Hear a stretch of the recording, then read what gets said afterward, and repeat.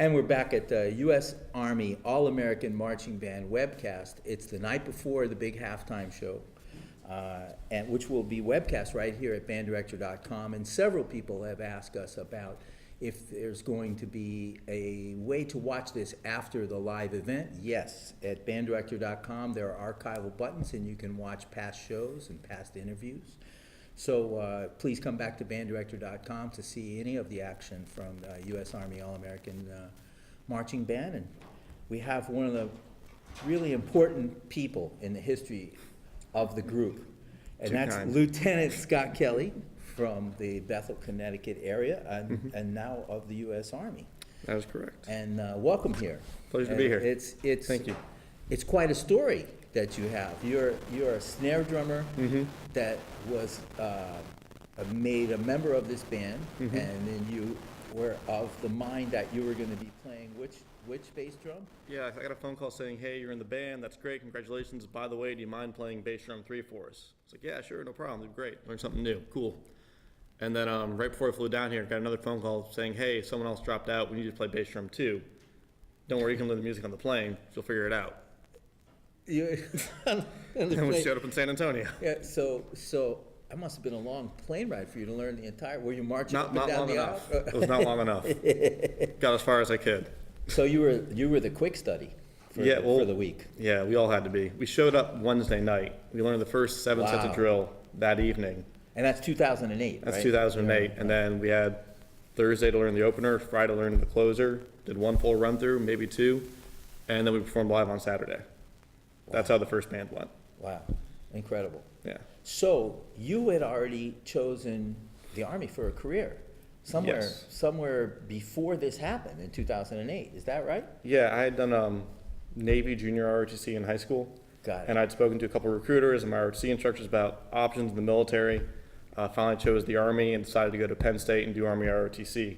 And then I already had that contract in my pocket when it came down to perform with the All-American Marching Band. Wow, that's incredible. Yeah. So when you got finished with this, tell us about what happened after. So you had this incredible experience here. Yes, I showed up. And you weren't recruited by one of the Army bands to be a bass drummer at that point? No, You're apparently. an All-American. I learned quick. Apparently, not that quick. Okay. And then, so tell me what happened. Well, came out to San Antonio, had a great time, walked off the field. Mine was completely blown and completely fried, and didn't really start thinking about the experience until after I was on a plane ride home. Started processing it, and the more I thought about it, the more incredible it was. One, that a group of high school kids had pulled that off, because I didn't think that was humanly possible. From everywhere. From everywhere. I didn't really believe they were actually going to be able to do the show when I flew down there. I was skeptical if this was actually going to work. Like the drill maybe wasn't as hard as it looked, or the music really wasn't that bad. I don't know. But we showed up, got it done, and then I started thinking more and more over my last semester in high school, what does that say about an organization that is not built for music, that they value it so highly that not only do they have bands, but they actively invest time, resources, money, which are unlimited qualities, into getting a bunch of high school kids together just to put on one good show. Right. That says a lot about an organization. Right. And it says a lot about the students that were selected in 2008. Yeah. You saw a whole lot. So there's this giant exhale on the plane going home. And then on to college, pretty much. You graduated that spring. Yeah, well, I graduated that spring. On to Penn State and ROTC? Not quite. The day after graduation, I moved in with the Spartan Sherman Bugle Corps for my first DCI experience. Yeah, awesome. Marched them with the summer in 2008. And what did you play? Because I was in the snare line there. Oh, okay. Yes, back to home base. Much more comfortable with that. Wow, so you were very busy, right up until. Yep, and then 8 days after Spartans, went to Penn State for band camp, made the snare line there, and then played my first semester in the Penn State Blue Band while starting college and Army ROTC at the same time. Wow. What do you think this band experience at the end of high school did to launch you into your college career? It was a very good lesson in what you can accomplish if you have the right people with you. And a lot of limitations that I thought I had and I thought that organizations had were broken by coming down here. It took me a long time, a couple of years of thinking about All-American Marching Band and what it actually meant to really start to understand that. And it gave me the confidence to try to do new things by changing who I was around. I wanted to be in a better drum line, go do DCI. If I want to go be around a different quality of people, go to Penn State. Interesting. So Find- better choices. Yeah. Better choices. Choose the people, and they will help me get the results that I need. Wow. It's a big, big lesson, life lesson learned here. Took a couple years to process, but it hit home when it did. And now we move closer to the present. You've been, you graduated, what year did you graduate I from? graduated from Penn State in May 2012.